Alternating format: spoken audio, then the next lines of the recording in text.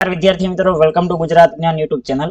GSRTC ની અંદર conductor અને ડ્રાઈવર કક્ષાની જે વિદ્યાર્થી મિત્રો આવનારા સમયની અંદર પરીક્ષાઓ યોજાવાની છે, બરોબર. તો એ પરીક્ષાઓની અંદર તમને સ્પર્ધાત્મક પરીક્ષાઓની અંદર કંઈક ઉપયોગી થાય એ હેતુને ધ્યાનમાં રાખી અને મિશન કંડક્ટર માટે ફ્રી સિરીઝ વિદ્યાર્થી મિત્રો આપણે લોન્ચ કરેલી છે, બરોબર.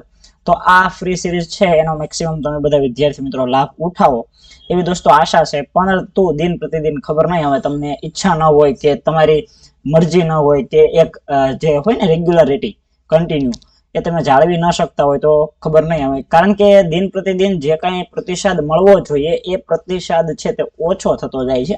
કાંઈ વાંધો નહીં, આપણે આ સિરીઝ છે એને શરૂ રાખવાનો પ્રયત્ન કરીશું.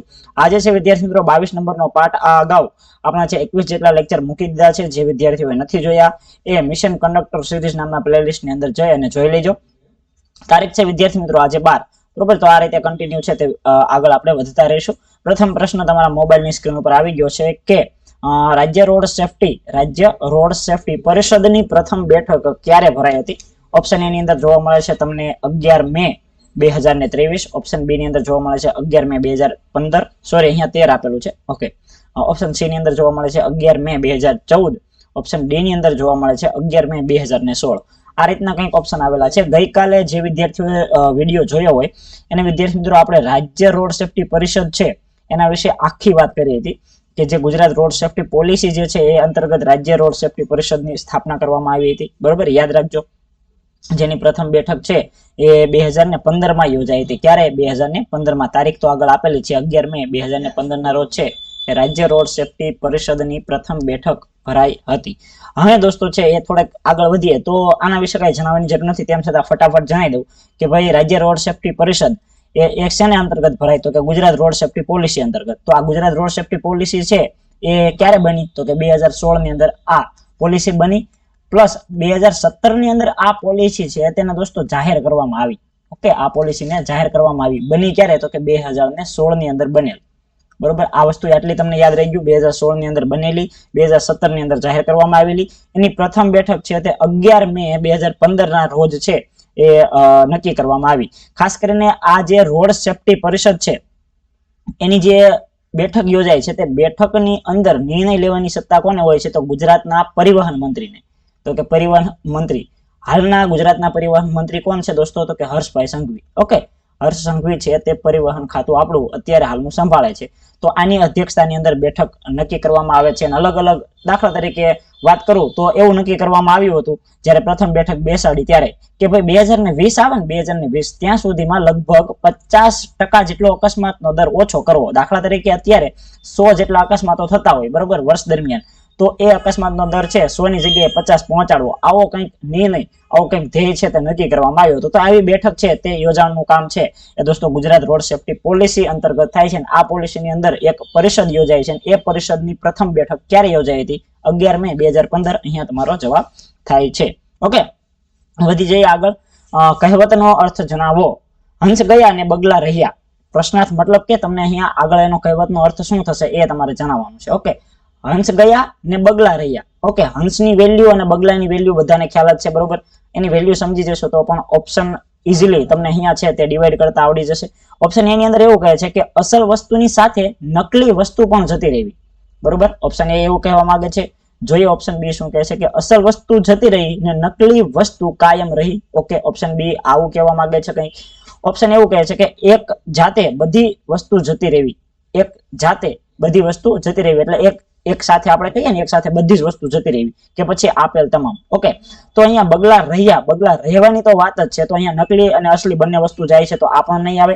અહીંયા બધી વસ્તુ આ પણ જાય છે. તો જો અહીંયા જો અસલી વસ્તુ જતી રહી, અસલી વસ્તુ મતલબ કે હંસ, બરોબર. હંસની વેલ્યુ બધાને ખ્યાલ છે. અને નકલી વસ્તુ કાયમ રહી. નકલી વસ્તુ એટલે કે બગલા, આપણને જે કંઈ કામ આવતા નથી. તો ઓપ્શન બી છે અહીંયા તમારો જવાબ થાય છે. વધી જઈએ આગળ. સૌરાષ્ટ્રના પ્રથમ મુખ્યમંત્રીનું નામ જણાવો. એકદમ ઈઝી પ્રશ્ન છે અને વારંવાર દોસ્તો પૂછાય છે એટલા માટે ફટાફટ ટાઈમ વેસ્ટ નહીં કરીએ. ઉત્સંગરાય ઢેબર છે એ દોસ્તો આપણા છે તે સૌરાષ્ટ્રના પ્રથમ મુખ્યમંત્રી હતા. તમને એમ પૂછે કે સૌરાષ્ટ્રના દ્વિતીય નંબરના મુખ્યમંત્રી જણાવો. સૌરાષ્ટ્રના દ્વિતીય નંબરના મુખ્યમંત્રી જણાવો. તો એ દોસ્તો આવશે રસિકલાલ પરીખ. તો આ જે છે એ દ્વિતીય નંબરના મુખ્યમંત્રી હતા. સાથે સાથે ઓપ્શન સી ની અંદર છે એ કાંડરે કટ જોવા મળે છે. તમને ઓપ્શન સી ની અંદર દોસ્તો શું જોવા મળે છે? કાંડરે કટ. તો આ કાંડરે કટ શું હતા? તો એ દોસ્તો છે તે પ્રથમ પોલીસ વડા હતા. ગુજરાતના પ્રથમ, યાદ રાખજો ભાઈ, ગુજરાતના પ્રથમ પોલીસ વડા. યાદ રાખજો, ગુજરાતના પ્રથમ પોલીસ વડા કોણ હતું દોસ્તો? તો કે કાંડરે કટ. સાથે સાથે ઓપ્શન ડી ની અંદર જોઈ લઈએ તો કે ચીનુભાઈ ચીમનભાઈ બારોટ.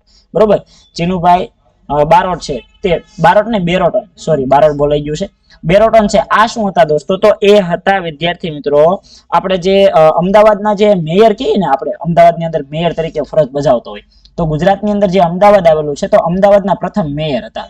અમદાવાદના પ્રથમ મેયર. ઓકે, તો આ રીતના કંઈક તમારા દોસ્તો જવાબ આવે છે. ઓપ્શન એ ની અંદર છે ઉત્સંગરાય ઠેબર, ઓપ્શન બી ની અંદર રસિકલાલ પરીખ, ઓપ્શન સી ની અંદર કાંડરે કટ, ઓપ્શન ડી ની અંદર ચીનુભાઈ બિરોટન. ઓપ્શન એ ની અંદર ઉત્સંગરાય ઠેબર એ સૌરાષ્ટ્રના પ્રથમ મુખ્યમંત્રી, રસિકલાલ પરીખ એ સૌરાષ્ટ્રના દ્વિતીય નંબરના મુખ્યમંત્રી, કાંડરે કટ છે તે પ્રથમ ગુજરાતના પોલીસ વડા, અને ઓપ્શન ડી ની અંદર ચીનુભાઈ બેરોટન છે તે અમદાવાદના પ્રથમ મેયર હતા. તો આ રીતના કંઈક તમારા જવાબ આવશે. વધી જઈએ આગળ. ચોથા નંબરનો પ્રશ્ન, નીચેનામાંથી કઈ જોડ ખોટી છે? તમારા દોસ્તો ખોટી જોડ છે એ અહીંયા સિલેક્ટ કરવાની છે. ઓકે, તો કે પ્રથમ બોલતી ગુજરાતી ફિલ્મ, તો કે લીલુડી ધરતી. દોસ્તો પ્રથમ બોલતી ગુજરાતી ફિલ્મ લીલુડી ધરતી નહીં આવે. અહીંયા એક થોડુંક સુધારી નાખો, કઈ જોડ સાચી છે આવું રાખો, કઈ જોડ સાચી છે. ઓકે, હવે દોસ્તો તમારે જવાબ આપવાનો છે. નીચેનામાંથી કઈ જોડ સાચી છે? હવે દોસ્તો તમારે છે એ જવાબ આપવાનો છે. ચાલો જવાબ આપો. તો કે પ્રથમ ગુજરાતી બોલતી ફિલ્મ લીલુડી ધરતી આવશે કે નહીં આવે? પેલા તો જોઈ લો, બધા ઓપ્શન પેલા જોઈ લો, પછી આપણે ક્રમ બાય ક્રમ તમને સમજાવતા જઈએ. ઓપ્શન બી ની અંદર એવું કહે છે કે પ્રથમ બોલતી રમૂજી ફિલ્મ, તો કે નરસિંહ મહેતા. ઓપ્શન સી એવું કહે છે કે પ્રથમ રંગીન ગુજરાતી ફિલ્મ, તો કે ફાફડો ફિતુરી. અને ઓપ્શન ડી એવું કહે છે કે સર્વપ્રથમ ગુજરાતી મૂક ફિલ્મ. મૂક મતલબ કે આપણે જે ચલચિત્રો દ્વારા ડાયરેક્ટ બોલ્યા વગર રજૂ કરીએ તે મૂંગી ફિલ્મ. તો એ છે શેઠ સગાળ છે. ઓકે, જો આ રીતના કંઈક ઓપ્શન છે. આમાં સાચી કઈ છે? તમને એમ પૂછું કે કઈ જોડ સાચી છે, મતલબ કે 3 જોડ એવી હશે, 3 જોડ છે તે ખોટી હશે અને 1 જોડ છે તે સાચી હશે.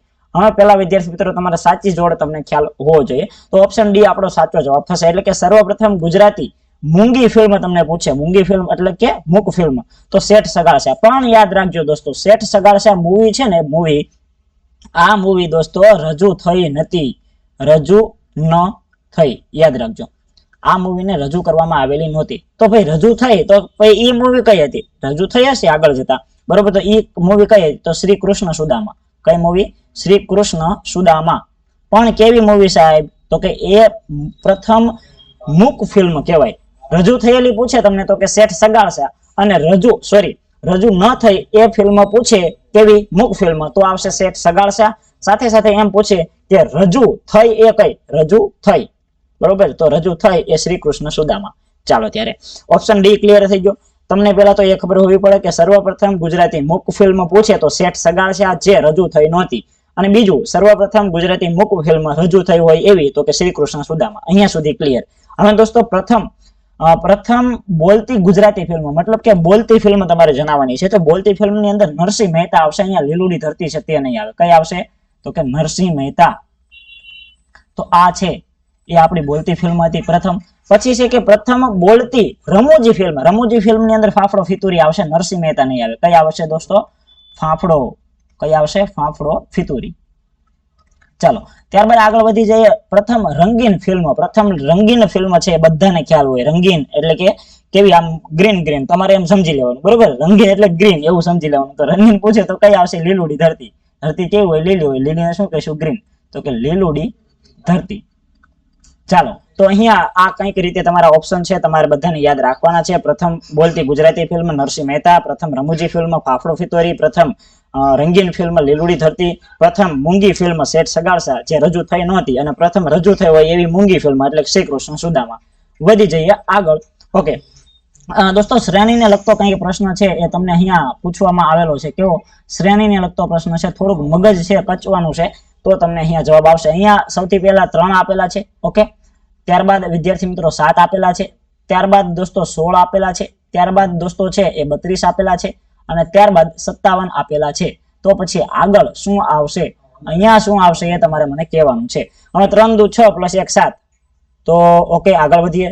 ઓકે 7 દુ 14 ને 2 16 દુ 32 ઓકે આવું કંઈ થતું નથી, આવું કંઈ દોસ્તો અહીંયા થતું નથી. તો આપણે છે થોડુંક વિચારવું પડશે કઈ રીતે આનો જવાબ મેળવી શકીએ. તો ભાઈ 2 3 ને 3 પછી સીધા 7 આપેલા છે, તો અહીંયા આપણે 2 નો વર્ગ કરીએ, 2 નો વર્ગ કરીએ તો 2 નો વર્ગ કરીએ તો 2 નો વર્ગ કેટલો થાય ભાઈ? 2 નો વર્ગ 4 થાય. ઓકે તો 4 પ્લસ આગળનો જે આંકડો મતલબ કે 3 આંકડો છે એને એડ કરી દો, કેટલા થયા? 7 થયા. ઓકે તો અહીંયા 7 આવી ગયા, કાંઈ વાંધો નહીં. ચલો અહીંયા 2 નો વર્ગ લીધો તો હવે 3 નો વર્ગ લ્યો તો કેમ થાય છે? ઓકે 3 નો વર્ગ લીધો, 3 તેરી કેટલા થાય વિદ્યાર્થી મિત્રો? 9 થયા, પ્લસ 7 ને એમાં એડ કરો. ઓકે તો કે 7 દુ 14 ને 15 ને 16, તો અહીંયા 16 આવી ગયા. તો આગળ કેટલા આપેલા છે? 16 છે. ઓકે તો અહીંયા સુધી આપણે ક્લિયર થઈ ગયું. એ જ રીતે હવે 4 નો વર્ગ લઈ લ્યો તો ઓકે 4 નો વર્ગ લઈ લઈએ, કેમ થાય છે? સોકો 16 થઈ જશે. ઓકે પ્લસ આપણે બીજા 16 એને એડ કરી દઈએ તો આ 16 થઈ ગયા એડ, તો કે 16 દુ ને 32, 16 દુ ને 32. તો આગળ જોવો તો 32 છે, બરોબર છે. આ જે આખી શ્રેણી છે એ કામ કરે છે. તો તે જ રીતે આપણે કન્ટિન્યુ આગળ વધીએ. તમારે હવે કેટલાનો? 5 નો વર્ગ લેવાનો છે, પાયો 25 થશે, પ્લસ એની આગળની સંખ્યા આપણે એડ કરી દઈએ. કેટલી સંખ્યા છે? 32. તો 32 તમે અહીંયા એડ કરો તો અહીંયા તમારો 57 જવાબ આવે. ઓકે તો આ પણ અહીંયા 57 તમારો જવાબ આવી ગયો છે. હવે આપણે જે જવાબ શોધવાનો છે એ જ રીતે આગળ વધીએ. 6 નો વર્ગ કરીએ, બરોબર, તો 6 6 36 થશે, પ્લસ આગળની સંખ્યા એડ કરીએ. આગળની સંખ્યા કેટલી હતી? 57 થશે. 6 દુ 12 ને 13, એટલે પાછળ તો તગડો આવશે એટલી ખબર પડી ગઈ. ઓકે હવે 5 ને 3 8, 8 ને 1 9, એટલે કે 93 છે તમારો જવાબ થશે. ક્યાં 93 છે? ઓપ્શન એ ની 85 છે, અહીંયા 80 છે, અહીંયા 98 છે અને અહીંયા 93 છે. ઓકે તો ઓપ્શન ડી છે એ તમારો દોસ્તો સાચો જવાબ થશે. શ્રેણી છે તે એક રિધમ વાઇઝ ચાલતી હોય છે. જેમ જેમ તમારો વર્ગ કરવાની કે સરવાળા બાદબાકી કરવાની આ બધી ફાવટ હશે, જો રિવિઝન મેક્સિમમ હશે તો ઝડપથી જવાબ આવશે, બાકી થોડુંક વિચારવું પણ પડે. આ થોડુંક વિચારી લે એવી શ્રેણી હતી. ઓકે તો વધી આગળ, આઈ હોપ તમને સમજાઈ ગયું હશે. પેલા તો વર્ગ કરવાનો હતો ને એમાં આગળની સંખ્યા તમારે પ્લસ કરવાની હતી. આ એક શ્રેણી છે લાગુ પડતી હતી. ચાલો ત્યારે ઓપ્શન ડી જવાબ આવી ગયો છે. 6 નંબરનો પ્રશ્ન, કંડક્ટરના લાયસન્સની અવધિ પૂર્ણ થયા બાદ કેટલા દિવસ સુધી એ લાયસન્સ છે તે માન્ય ગણાય? દાખલા તરીકે કંડક્ટરનું લાયસન્સ છે દોસ્તો એ તમારે 1 જાન્યુઆરી 2014 ના રોજ પૂરું થઈ ગયું, તો એની અવધિ છે આ લાયસન્સ ક્યાં સુધી ચલાવી શકો? તો આ લાયસન્સ છે તે 1/2/2024 સુધી ચલાવી શકો, મતલબ કે 30 દિવસ સુધી છે આ લાયસન્સ છે તે માન્ય ગણાય. અહીંયા તમારો જવાબ થાય છે ઓપ્શન એ. થોડુંક ડીપમાં સમજવું હોય કે ભાઈ કંડક્ટરનું લાયસન્સ છે એ કોના દ્વારા કાઢી આપવામાં આવે છે, તો કે ભાઈ આરટીઓ દ્વારા કાઢી આપવામાં આવે છે. તમને એમ પૂછી નાખે કે ભાઈ આરટીઓ નું પૂરું નામ શું? વારંવાર જે વિદ્યાર્થીઓએ કંડક્ટર ડ્રાઈવરની અંદર ફોર્મ ભરેલું છે, તો ડ્રાઈવર હોય તો ડ્રાઇવિંગ લાયસન્સ ને કંડક્ટર હોય તો કંડક્ટરનું લાયસન્સ, તો એ લોકોએ આરટીઓ માં જઈ અરજી કરી હશે ને ત્યાંથી કાઢી આપેલું હશે. પણ તમને એ નહીં ખ્યાલ હોય કે ભાઈ હકીકતમાં આરટીઓ નું પૂરું નામ શું થાય છે. ઓકે તો આરટીઓ નું અહીંયા પૂરું નામ જોઈએ દોસ્તો, તો કે આરટીઓ નું પૂરું નામ થાય છે રિજનલ ટી એટલે કે ટ્રાન્સપોર્ટ, અને ઓ એટલે શું થશે? તો કે ઓ એટલે ઓફિસ થશે. રિજનલ ટ્રાન્સપોર્ટ ઓફિસ એટલે કે આરટીઓ. તો આ છે એ આરટીઓ નું પૂરું નામ થાય છે. હવે દોસ્તો કંડક્ટર લાયસન્સ જે છે ને એની અંદર અમુક કેટલાક નિયમો રહેલા છે. આ નિયમો તમને સમજાવવા જરૂરી બને. જેમ કે દાખલા તરીકે અત્યારે તમારી ઉંમર છે દોસ્તો, અત્યારે તમારી ઉંમર છે કેટલી વર્ષની છે? ફોર એક્ઝામ્પલ અત્યારે તમારી ઉંમર છે તે 25 વર્ષની છે. હવે તમે લાયસન્સ કઢાવવા અત્યારે જાઓ છો, પાકું લાયસન્સ જે કંડક્ટર નું મળે એ દોસ્તો 20 વર્ષ સુધી વેલિડ તમને મળે, બરોબર? 20 વર્ષની વેલિડિટી વાળું મળે. કેટલા વર્ષની? 20 વર્ષની વેલિડિટી વાળું તમને લાયસન્સ મળે. ઓકે યાદ રાખજો ભાઈ, 20 વર્ષની વેલિડિટી વાળું. દાખલા તરીકે તમારી ઉંમર 25 વર્ષ છે તો તમારે આ લાયસન્સ ક્યાં સુધી ચાલે? તો કે 35 ને 45 વર્ષ સુધી છે એ આ લાયસન્સ છે દોસ્તો ચાલે. ઓકે તો ક્લિયર થઈ ગયું. પણ એક બીજો નિયમ એવો પણ છે કે 50 વર્ષની ઉંમર હોય તો પછી 50 વર્ષ સુધી માન્ય ગણાય. દાખલા તરીકે દોસ્તો તમારી ઉંમર છે એ 35 વર્ષની છે, અત્યારે તમારી ઉંમર 35 વર્ષની છે અને તમે દોસ્તો કંડક્ટરનું લાયસન્સ કઢાવવા ગયા, તો સ્વાભાવિક રીતે તમને તો એમ જ હોય કે ભાઈ 20 વર્ષનું લાયસન્સ આપશે. પણ યાદ રાખજો 20 વર્ષનું આપે તો તમારી ઉંમર 55 વર્ષ સુધી ચાલે, પણ 55 નહીં, અહીંયા 50 વર્ષ મેક્સિમમ નક્કી કરેલા છે. 2 માંથી જે ઓછું હોય તે માન્ય ગણાય. ઓકે 2 માંથી જે ઓછું હશે તે વસ્તુ અહીંયા માન્ય ગણાશે. એક તો 50 વર્ષની ઉંમર પછી એક 5 વર્ષ માટેની રિન્યુ તમે કરાવી શકો, એ પણ યાદ રાખજો. તમારી ઉંમર 50 વર્ષ થઈ ગઈ, બરોબર? હવે તમે લાયસન્સ છે કંડક્ટરનું લાયસન્સ રિન્યુ કરાવવા જાઓ છો તો એ કંડક્ટરનું લાયસન્સ છે તે તમને માત્ર 5 વર્ષ સુધી રિન્યુ કરી દેશે, બરોબર? 5 વર્ષ માટે છે આ લાયસન્સ તમને રિન્યુ કરી દેશે. 5 વર્ષ થાય એટલે ફરી પાછું જવાનું, ફરી પાછું તમને 5 વર્ષ માટે રિન્યુ કરી દે. એક આ ક્લિયર વસ્તુ યાદ રાખજો કે ભાઈ 20 વર્ષ સુધી છે એ તમને લાયસન્સ કાઢી આપે છે, 20 વર્ષની વેલિડિટી વાળું. અને જો તમારે 50 વર્ષની ઉંમર હોય તો 50 વર્ષ પ્લસ થઈ જતું હોય તો 50 વર્ષ સુધી તમને માન્ય, બે માંથી જે ઓછું હોય એ તમને વેલિડ ગણાય છે. આ વસ્તુ કોને નક્કી કરી? આ બધા નિયમો કોને નક્કી કર્યા? તો ભાઈ આ નિયમો છે ને એ ગુજરાત મોટર એટલે કે MV act, Gujarat MV act ક્યારે ઘડાયો? તો કે 1989 ની અંદર. તો આ નિયમો બધા નક્કી કર્યા છે ને ગુજરાત એમવી એક્ટ 1989 ની અંદર નક્કી કરવામાં આવ્યા છે. બાકી કેન્દ્ર સરકારે છે લગભગ 45 વર્ષ સુધી તમને માન્ય ગણેલું છે. ઓકે, તો આ વસ્તુ થોડુંક આપણે ગુજરાતનું સાથે સાથે યાદ રાખવાનું. ક્લિયર છે ભાઈ? આખું ફંડા ક્લિયર થઈ ગયો હશે તો વધી જઈએ આગળ. શ્રવણ તીર્થ દર્શન યોજના ક્યારે શરૂ કરવામાં આવી? દોસ્તો જીએસઆરટીસી ની તમે જીએસઆરટીસી ની વેબસાઇટ પર જશો ને, વેબસાઇટ પર ઓકે, તો એની અંદર ડાયરેક્ટ હોમ પેજ ની અંદર, ક્યાં તો કે હોમ પેજ ની અંદર જ વિદ્યાર્થી મિત્રો તમને એક શ્રવણ તીર્થ યોજનાનો લોગો જોવા મળશે ને ત્યાં નીચે છે એ રેડ કલર થી લબુક જબુક થતું હશે, બરોબર? એની ઉપર ક્લિક કરશો ને એટલે સીધી ગુજરાત સરકારની વેબસાઇટ ઉપર જતા રહેશો. ત્યાં અલગ અલગ તીર્થ પરિવહનને લગતું જે હોય આપણે કહીએ પ્રવાસ વિભાગ, તો એની વેબસાઇટ ઉપર જતા રહેશો. તો જીએસઆરટીસી નિગમ છે તે નિગમ પણ જે લોકોને પ્રવાસે જવાનું હોય એના માટે કેટલીક સુવિધાઓ પૂરી પાડે છે. બસની સેવા ઉપલબ્ધ કરાવી દે છે, જે ભાડાનો દર છે એની અંદર રાહત આપે છે. તો એની સાથે સરકારે છે તે કરાર કરેલા હોય કે ભાઈ આ વસ્તુઓ લઈ જવા માટે છે એ તમારે છે આટલી સહાય આપવાની રહેશે અને અમે તમને આનું વળતર આપી દઈશું. તો સરકાર સાથે કનેક્ટેડ હોય એવી એક યોજના એટલે કે શ્રવણ તીર્થ દર્શન યોજના, આ યોજના છે તે ક્યારે શરૂ કરવામાં આવી? આવો કંઈક પ્રશ્ન તમને દોસ્તો અહીંયા પૂછવામાં આવેલો છે. તો ઓપ્શન એ ની અંદર છે દોસ્તો 2016, ઓપ્શન બી ની અંદર તમને જોવા મળશે 2017, ઓપ્શન સી ની અંદર જોવા મળશે 2018, ઓપ્શન ડી ની અંદર જોવા મળશે 2019. યાદ રાખજો, શ્રવણ તીર્થ જે યોજના છે તે 2017 ની અંદર છે એ દોસ્તો લાગુ કરવામાં આવી હતી. ક્યારે? 2017 ની અંદર શરૂ કરવામાં આવી હતી. કોના દ્વારા શરૂ કરવામાં આવી? તમને એમ પ્રશ્ન પૂછે કે શ્રવણ તીર્થ દર્શન યોજના છે તે કયા વિભાગ દ્વારા શરૂ કરવામાં આવી? બધાને ખ્યાલ હોવો જોઈએ દોસ્તો, પ્રવાસન વિભાગ. કયો વિભાગ? તો કે પ્રવાસન વિભાગ છે. તો પ્રવાસન વિભાગ દ્વારા છે એ આ યોજના શરૂ કરવામાં આવી હતી. ઓકે, બાકી ડીપમાં માહિતી જોઈતી હોય તો થોડીક ફટાફટ તમને આપી દઉં કે શ્રવણ તીર્થ યોજના છે એ ખાસ કરીને ગુજરાતમાં રહેતા જે લોકો હોય ને, ગુજરાતી લોકો, ગુજરાતની અંદર વસવાટ કરતા લોકો, ગુજરાતથી વસવાટ કરતા લોકો, એ લોકો આનો લાભ લઈ શકે. બાકી અન્ય રાજ્યના લોકો છે આ યોજનાનો લાભ લઈ શકશે નહીં. તો આ એક પહેલો મુદ્દો. બીજો મુદ્દો એ તમને જણાવી દઉં કે 60 વર્ષથી વધારે ઉંમર હોય, 60 વર્ષથી વધુ જેની ઉંમર હોય તે વ્યક્તિઓ છે એ આ યોજનાનો લાભ લઈ શકે. એક બીજી વસ્તુ એ યાદ રાખજો કે ભાઈ બે પતિ પત્ની બે હોય, પતિ હોય અને પત્ની આ બંને હોય અને આ બંનેને છે પ્રવાસની અંદર જવું છે અને શ્રવણ તીર્થ યોજનાનો લાભ લેવો છે. તો યાદ રાખજો, કાં તો પતિની ઉંમર અને કાં તો પત્નીની ઉંમર, બે માંથી કોઈ પણ એકની ઉંમર છે તે 60 વર્ષથી વધુ હોવી જોઈએ. આ વસ્તુ ખાસ યાદ રાખજો. આટલી વસ્તુ જો હશે ને તો જ તમે આ યોજનાનો લાભ લઈ શકશો. બીજું કે આ યોજનાની અંદર એક મર્યાદા રહેલી છે કે તમારે છે 2000 કિલોમીટરની હદ, 2000 કિલોમીટરની હદ સુધી જવાનું હોય ત્યાં સુધી આ યોજનાનો લાભ મળશે, બરોબર? આ એની મર્યાદા છે. 2000 કિલોમીટરની અંદર સુધી તમારે પર્યટન કરવાનું હોય. 2000 એટલે તો ઘણું બધું થાય દોસ્તો, તમે ગુજરાત ફરી લો એ રીતનું થાય, બરોબર? તો આ યોજના છે એનો તો એટલા કિલોમીટરની હદ સુધી છે આનો લાભ મળવા પાત્ર થાય છે. આની અંદર છે તે તમને એસી, આ સિવાય કોચ, સ્લીપર કોચ, આવી બધી બસો છે તે જીએસઆરટીસી નિગમ દ્વારા ઉપલબ્ધ કરાવવામાં આવે છે અને જે 75% જેટલી લગભગ છે ભાડાની અંદર તમને રાહત આપવામાં આવે છે અને અલગ અલગ ગુજરાતના પ્રવાસન સ્થળો છે એ સ્થળોની મુલાકાત કરાવવામાં આવે છે. આ વસ્તુ ખાસ યાદ રાખી લેજો.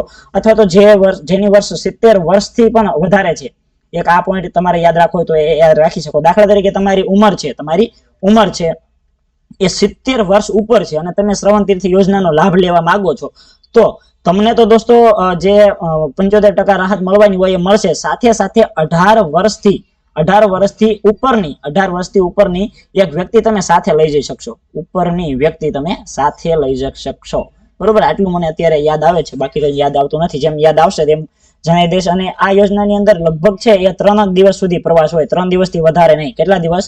3 દિવસ, એટલે 22, 24, 48, 74, 72 કલાક જેટલો સમયગાળો છે એ તમને અહીંયા આ યોજનાની અંદર આપવામાં આવે છે. 3 જેટલા રાત્રિ રોકાણ થાય. આમ ગણીએ તો 3 રાત્રિ રોકાણ થાય. ક્લિયર છે? ઘણું બધું એક સાથે બોલી ગયો છું.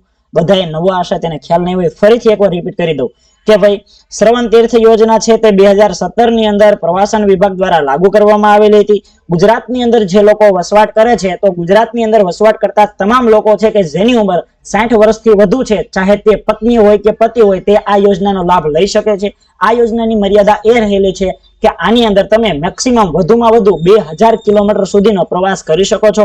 આ યોજનાની અંદર તમને 72 કલાક જેટલો છે એ સમય આપવામાં આવે છે, મતલબ કે 3 દિવસ અને 3 રાત્રિ એટલે કે 3 રાત્રિ રોકાણ છે એ આ યોજનાની અંદર તમને લાભ આપવામાં આવે છે. સાથે સાથે જેની ઉંમર 70 વર્ષથી વધારે છે તેને આ યોજનાનો જો લાભ લેવો હોય તો એની સાથે એક 18 વર્ષથી ઉપરની ઉંમરની વ્યક્તિ છે એ તમારી સાથે તમે ફ્રીમાં લઈ જઈ શકશો. અને આની અંદર છે એ અલગ અલગ બસો છે જીએસઆરટીસી દ્વારા તમને પૂરી પાડવામાં આવે છે અને એની અંદર 75% જેટલા ભાડાની અંદર રાહત તમને આપવામાં આવે છે. ઓકે, તો લગભગ તમામ વસ્તુઓ છે આવરી લીધી છે. વધી જઈએ આગળ.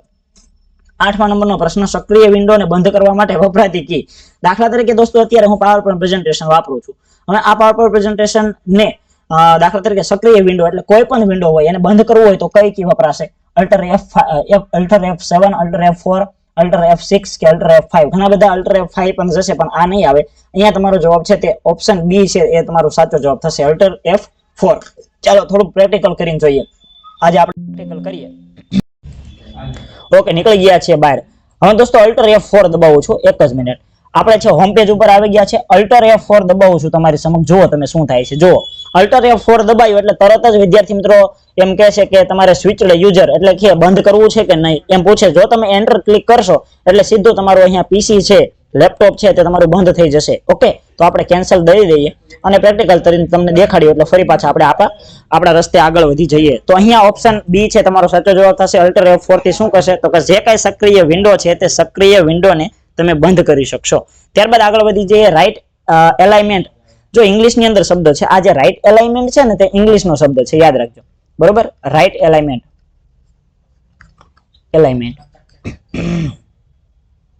ગુજરાતીમાં સાહેબ કહો ને, ગુજરાતીમાં શું કહેવાય તો કે કોઈ લખાણ હોય ને તો લખાણને જમણી બાજુ લઈ જવાય. માટે તમે કઈ કીનો ઉપયોગ કરશો? Control J, control L, control R કે કંટ્રોલ D? તો કંટ્રોલ R. બરોબર, કંટ્રોલ R છે તેનો ઉપયોગ થશે. ચાલો આ પણ પ્રેક્ટિકલ કરીને જોઈએ. એ પહેલા છે આખી સ્લાઇડ એકવાર ક્લિયર કરી નાખું. એકવાર સ્લાઇડ ક્લિયર કરી નાખું. હવે દોસ્તો આપણે થોડુંક બેક જઈએ. ચાલો નવી સ્લાઇડ લઈ લઈએ. આ લીધી ન્યૂ સ્લાઇડ. ઓકે, હવે આની અંદર છે તમને પ્રેક્ટિકલ કરીને બતાવું છું. આ લીધું વિદ્યાર્થી મિત્રો આપણે ટેક્સ્ટ બોક્સ. આની અંદર હું લખું છું કેમ છો મિત્રો. ઓકે, તો અહીંયા મેં કેમ છો મિત્રો લખ્યું. યાદ રાખો આ કેમ છો મિત્રો જે લખેલું છે ને અહીંયા તમને દેખાય છે ને એ કઈ બાજુ છે? ડાબી બાજુ છે. પણ હું એને સિલેક્ટ કરી અને સીધું કંટ્રોલ R આપીશ ને, જુઓ તમે ક્યાં જતું રહ્યું. ફરીથી કરું છું, એકવાર યાદ રાખજો.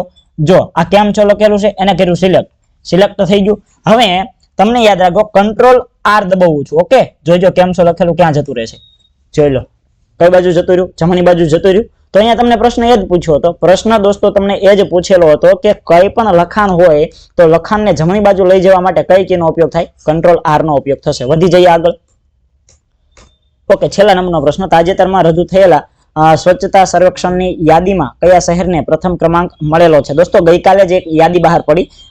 સ્વચ્છતા સર્વેક્ષણની યાદી દર વર્ષે છે દોસ્તો બહાર પડતી હોય છે આ યાદી. અને છેલ્લા લગભગ 7 વર્ષથી ઇન્દોર જે છે, ઇન્દોર સિટી છે એનો પ્રથમ નંબર આવે છે. બરોબર, બધાને ખ્યાલ છે. તો અહીંયા ગઈકાલે જે યાદી બહાર પડી તો એ યાદીની અંદર કોનો નંબર છે તે પહેલા નંબરે આવ્યો. એટલે કે સૌથી સ્વચ્છ શહેર કયું છે? સુરત, ઇન્દોર, એ બી બંને કે અમદાવાદ? ઘણા બધા વિદ્યાર્થીઓ છે એ ઓપ્શન એ જોઈ અને પછી પાછળના ઓપ્શન જોયા વગર ટીક કરી અને આગળ વધી જતા હોય છે. તો ભાઈ યાદ રાખજો કે અહીંયા છે તે ઓપ્શન એ એટલે કે સુરત છે એ જવાબ આવશે. તેની સાથે સાથે છે ઓપ્શન બી એટલે કે ઇન્દોર પણ જવાબ આવશે. તો એ અને બી બંને. જો સુરત માટે એટલે કે ગુજરાત માટે બહુ સારું કહેવાય. સ્વચ્છતાની દ્રષ્ટિએ સુરતનો પ્રથમ નંબર આવે એ આપણા માટે ગૌરવની વાત કહેવાય. એમાં સુરતના મેયર જે આપણે કહીશું ને કે સુરત મ્યુનિસિપલ કોર્પોરેશન, બરોબર, તો એના જે મેયર છે તેના મેયરને ખાસ કરીને ગુજરાત સરકાર દ્વારા એવોર્ડ પણ આપવાનો છે. ઓકે, આ નિર્ણય ગઈકાલે જ લેવાયો. તો સુરતના મેયરને એવોર્ડ મળશે કે તમે આટલી બધી સ્વચ્છતા જાળવી એ માટે. પણ ઇન્દોરને પણ તમારે ભૂલવાનું નથી. સુરતને તો એવોર્ડ મળેલો જ છે પણ ઇન્દોર છે આ ક્રમ છેલ્લા 7 વર્ષથી જાળવી રાખે છે. કેટલા? છેલ્લા 7 વર્ષથી ઇન્દોર છે તે પ્રથમ નંબરે આવે છે. તો ન માત્ર ઇન્દોર પરંતુ સુરત, આ બંને સિટીનો પહેલો નંબર આવેલો છે. તો ઓપ્શન સી તમારો જવાબ થાય. ઓપ્શન એ પણ આવે ને ઓપ્શન બી પણ આવે. તો તો તમારે છે આ વસ્તુ યાદ રાખવાની. પ્લસ તમને એમ પૂછાય કે 2022 ની અંદર 2023 ની અંદર જે સર્વેક્ષણ આ જે યાદી બહાર પડી એની અંદર સુરતનો ક્રમ કેટલામાં હતો? તો ત્યારે સુરત ત્રીજા ક્રમે હતું, બરોબર. જે ટોપ 10 હોય ને, ટોપ 10 એની અંદર ગુજરાતની 2 સિટી હતા. એક તો વિદ્યાર્થી મિત્રો હતું આપણું સુરત અને બીજું હતું આપણું અમદાવાદ. જો અહીંયા અમદાવાદ મેં લીધેલું છે, તો અમદાવાદનો એ વખતે 10મા નંબરનો ક્રમ હતો. તો આ વસ્તુ આટલી ખાસ યાદ રાખવા જેવી. 2024 ની અંદર પૂછે તો યાદ રાખજો 2024 ની અંદર સુરત પણ આવશે, સાથે સાથે ઇન્દોર પણ આવશે. ઓકે, તો સરસ મજાના 10 પ્રશ્નો પૂરા કર્યા. આ રીતે છે કન્ટિન્યુ આપણે આગળ વધતા રહેશું. પણ જે વિદ્યાર્થીઓને 100 માર્કના સિલેબસનો કોર્સ લેવાનો છે, બરોબર, એ વિદ્યાર્થીઓ માટે છે અત્યારે 2499 6 મહિનાની વેલિડિટી. 2 બુકો. કઈ 2 બુકો? તો વિદ્યાર્થી મિત્રો એક તો જીકે ની બુક, બરોબર, અને બીજી એની સાથે સાથે છે એ તમને જે જીકે ની બુકની સાથે સાથે તમને એક કન્ટેન્ટની સ્પેશિયલ જે કન્ટેન્ટની બુક છે એ કન્ટેન્ટની બુક તમને મળવાપાત્ર થાય છે. 10 જેટલા મોડેલ પેપર છે તે આપણી એપ્લિકેશનની અંદર તમને ઉપલબ્ધ કરાવવામાં આવશે. જેને ખરીદવાની ઈચ્છા છે તે વિડીયોના નીચે ડિસ્ક્રિપ્શન બોક્સની અંદર લિંક આપેલ છે. જેને સ્પેશિયલ આપણો કન્ટેન્ટનો કોર્સ લેવો છે તો તેવા વિદ્યાર્થીઓ માટે છે ડિસ્કાઉન્ટ પ્રાઇસ છે એ 2499 નહીં પરંતુ 1199, 1400 નહીં પરંતુ 1199 ની અંદર છે એ તમને 6 મહિનાની વેલિડિટી સાથે જે આપણે કંડક્ટરની જે સ્પેશિયલ બુક છે તે કંડક્ટરની સ્પેશિયલ બુક તમને અહીંયા ફ્રી મળવાપાત્ર થાય છે. એની પ્રાઇસ પણ આપેલી છે, કેટલા ટોપિક આવશે એ બધું અહીંયા લખેલું છે. ઓકે, ચાલો આગળ વધીએ. તો અહીંયા સુધી આજનો લેક્ચર રાખીએ છીએ. જે વિદ્યાર્થીઓ નવા છે, ચેનલને સબસ્ક્રાઇબ કરવાની બાકી છે, સબસ્ક્રાઇબ કરી નાખો. વિડીયોને ખાસ લાઇક કરી દો. અને વ્યૂ દિવસે ને દિવસે ઘટે એ વસ્તુ છે તે અમારું મોરલ ડાઉન કરતી હોય છે. તો ખાસ મિત્રો સુધી શેર કરી અને વિડીયો છે તે મેક્સિમમ શેર કરો અને સાથે સાથે એક મસ્ત મજાની કોમેન્ટ કરી દો, જેથી છે અમને પ્રોત્સાહન મળતું રહે અને તમારા સુધી આવા નવા વિડીયો છે તે પહોંચાડતા રહીએ. મળીએ છીએ નવા વિડીયોમાં નવી માહિતી સાથે. Thank you for watching this video. જય હિન્દ, વંદે માતરમ. ભારત માતા કી જય.